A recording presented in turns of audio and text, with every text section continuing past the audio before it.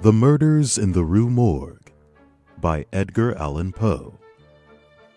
Part 2.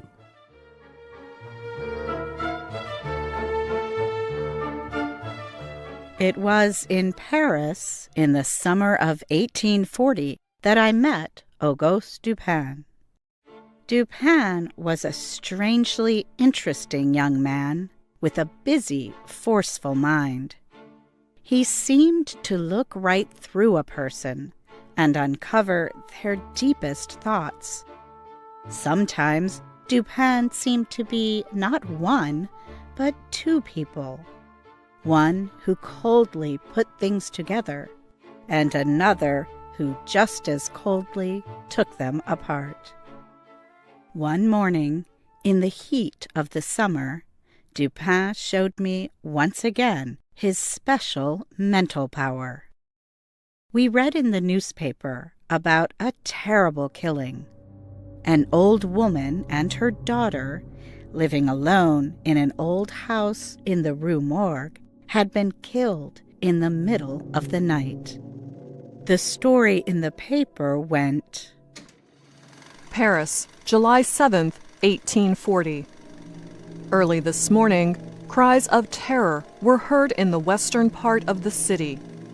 They reportedly came from a house on the Rue Morgue, in which the only occupants were a Mrs. L'Espanaye and her daughter Camille. Several neighbors and a policeman ran to the house. By the time they reached it, the cries had stopped. They forced the door open. As they entered, they heard two voices, apparently from above. The group searched but found nothing until the fourth floor. There they came to a door locked from the inside. Quickly, they forced it open. Before them was a bloody horror scene.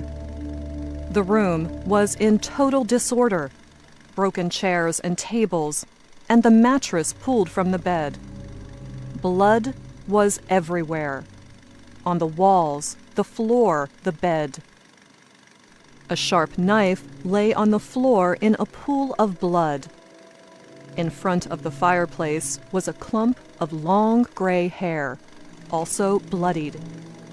It seemed to have been pulled straight out of a head. On the floor were 4 pieces of gold, an earring, several silver objects, and 2 bags containing a large amount of money in gold. Clothes had been thrown around the room. A lockbox was found left open with just a few old letters and papers inside. There was no one there, but when the group inspected the fireplace, they discovered another horror. A still warm body had been forced up the chimney. It was the old woman's daughter. There was blood on the face and dark, deep finger marks on the neck, suggesting a strangling. After searching the house thoroughly, the group went outside. They found the body of the old woman behind the building. Her neck had been cut so severely that when they tried to lift the body, the head fell off. The next day, the newspaper offered to its readers these new facts. Paris, July 8th, 1840. The police have questioned many people about the vicious murders in the old house on the Rue Morgue, but none of the answers revealed the identity of the killers. Pauline Dubourg, a washwoman, said she has known both of the victims for more than 3 years and washed their clothes. She said the two seemed to love each other dearly. They always paid her well. She did not know where their money came from, she said. She never met anyone in the house. Only the 2 women lived on the 4th floor.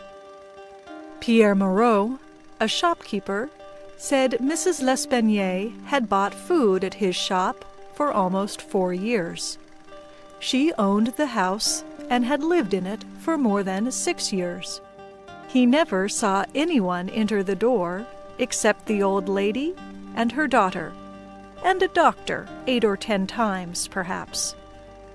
Many other persons, neighbors, said the same thing.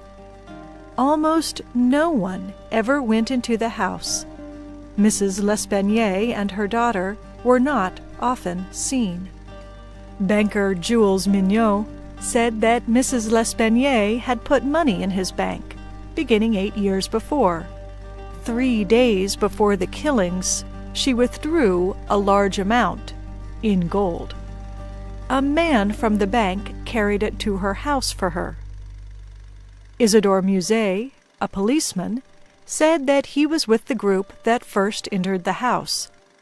While he was going up the stairs, he heard 2 voices, one low and soft, and one hard, high, and very strange.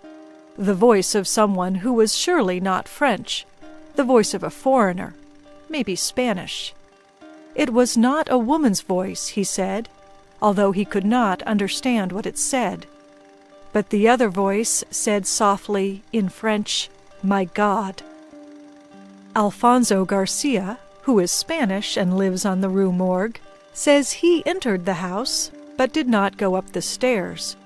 A nervous man, he was afraid he might be sick. He heard the voices. He believes the high voice was not that of a Frenchman. Perhaps it was English, but he said he doesn't understand English, so he is not sure. William Byrd, an Englishman who has lived in Paris for 2 years, also entered the house. He said the low voice was that of a Frenchman, he was sure, because he heard it say, in French, "My God." The high voice was very loud, he said. He is sure it was not the voice of an Englishman, nor the voice of a Frenchman. It seemed to be that of an Italian, a language he does not understand. He said it might have been a woman's voice. Mr. Alberto Montani, an Italian, was passing the house at the time of the cries. He said the screams lasted for about 2 minutes. Montani, who speaks Spanish but not French, says that he also heard 2 voices. He thought both voices were French, but he could not understand any of the words spoken. All who went in the house agreed that the door to the room on the 4th floor was locked from the inside. It was quiet. They saw no one. The windows were closed and locked from the inside. There is only one stairway to the 4th floor. They said that the chimney opening is too small for escape that way. It took 4 or 5 people to pull the daughter's body out of the chimney. It was 4 or 5 minutes from the time they heard the voices to the moment they entered the room. Paul Dumas, a doctor, says that he was called to inspect the bodies soon after they were found. They were in a horrible condition, badly marked and broken. He said only a man could have caused such injury. The daughter had been strangled, he said. When we had finished reading the newspaper's report of the murders, we were quiet for a while. Dupin had that cold, empty look that I know means his mind is working busily. He asked me what I thought of the crime. I said I considered it a mystery with no answer. But Dupin responded, No. I think you are wrong. A mystery, yes, but there must be an answer. Let us go to the house and see what we can see. There must be an answer. There must.